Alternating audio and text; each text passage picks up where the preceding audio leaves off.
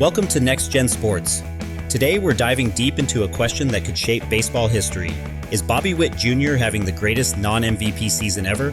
While Aaron Judge may be closing in on 60 home runs, Witt is putting up a historic season of his own, both at the plate and in the field. Let's break down the numbers, the legacy, and why this season could go down as one of the best ever, even without the MVP trophy. The American League MVP award will most likely not go to Bobby Witt Jr. First things first, let's clear that up. That's because regardless of how fantastic his season is, which by at least one measure is already the best in Royals history, no amount of all-around brilliance will be able to overcome Aaron Judge's challenge to hit 60 home runs and, if he does, produce a top 10 all-time batting season according to voters. Witt is now the most valuable defensive shortstop in the game and will soon record the second 30-30 season in Royals history, but he is not very useful against 60 home runs. Despite this, Witt is still a far better defender than Judge. It's not that Witt isn't worthy. On the contrary, he obviously is. It's because a league can have multiple great players at any given time, but only one of them can truly win. Witt will probably come in second. Given the rising possibility that Judge will win unanimously, or nearly so, it may appear like a landslide due to the structure of the voting process, which does not allow selected voters to indicate how much they choose number one over number two. That would be a mistake, though. It's better to look at it this way. Witt is still the best player in the AL, but it will take one of the greatest seasons in baseball history to surpass him.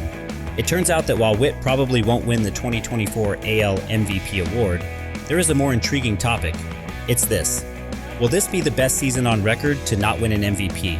And another linked question is, how many years would it take him to win? As of Thursday, Witt had 9.6 WAR. All figures above are from Fangraphs. Let's call it a 10.5 WAR year. He is expected to contribute about 1 WAR more until the rest of the season. 1931 saw the Baseball Writers Association of America, BBWAA, present the inaugural MVP award in modern times. Since then, 186 awards total, 93 in each league, have been given out. Witt may not be among the winners this year, but it doesn't mean he doesn't rank among them. Let's investigate his true place of belonging. How fantastic of a season will this be? Excellent, excellent, excellent. Very nice. Just at this moment, forget about defense and steals and concentrate just on the bat. Only Judge and Juan Soto are better hitters in the majors than Witt, who has a line of 329, shot 393 on 611.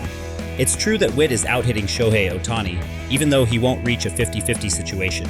A measure like WAR, however, absolutely loves him, since he does have that outstanding shortstop defense and value-adding base running.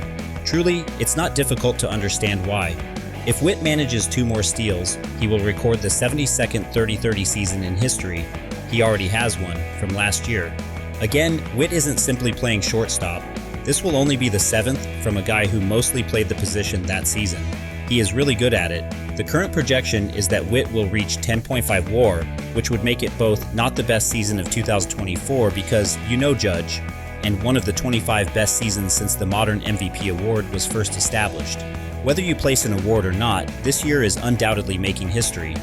Is this therefore the finest season for players who aren't MVPs? Somehow, not at all. Should Witt reach 10.5 WAR, he would surpass the most recent informal record for amazing seasons that didn't end with an MVP, which was held by Mike Trout in 2012 and 2013, when he recorded consecutive 10 WAR seasons, but lost to Miguel Cabrera in games that history might not remember favorably.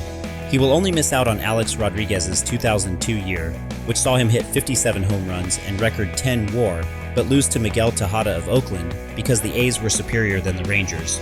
Witt will rank so high on the list, in fact, that only 4 seasons since the MVP's introduction have seen a player have a season with what is today considered to be greater WAR and not be the winner.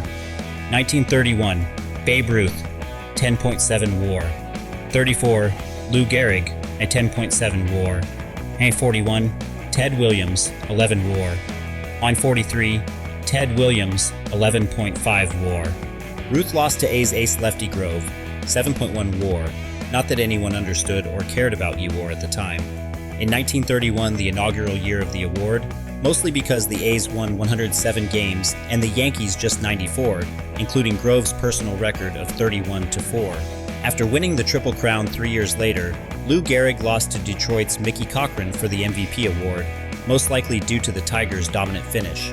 And then there were the 2 big ones, Ted Williams in 1941 and 1942, with his .406 season in 1941 and his Triple Crown in 1942, both of which ended in losses to Yankees who won pennants. Of course, all four of those years before both World War II and integration. Both pre-war and pre-war were they. Though not the greatest year in history for a non-MVP, Witt's 2024 may rank among the finest in living memory. What was the number of years he would have won MVP? Of course, we have no idea. MVP winners aren't typically the players with the most WR throughout a season. Even so, it's scarcely fair to accuse voters from decades ago for not keeping this in mind when they cast their ballots, especially in years when the margins are only insignificant fractions. Therefore, the focus should be on years where he would have finished ahead of the MVP winner in wins above replacement, rather than years he would have won. It turns out that almost all of them do.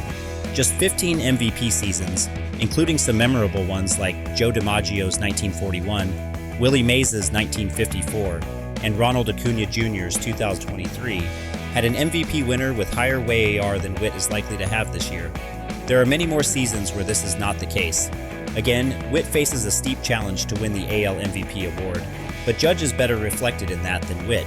In the AL, we're not just seeing one historic season, two are being observed. Unfortunately, there is only one MVP award that can be given. Thanks for watching. Whether Bobby Witt Jr. walks away with the MVP or not, one thing is certain.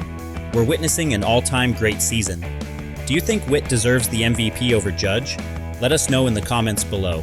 Don't forget to like, subscribe, and hit the notification bell so you don't miss out on more deep dives into the world of baseball. See you in the next one.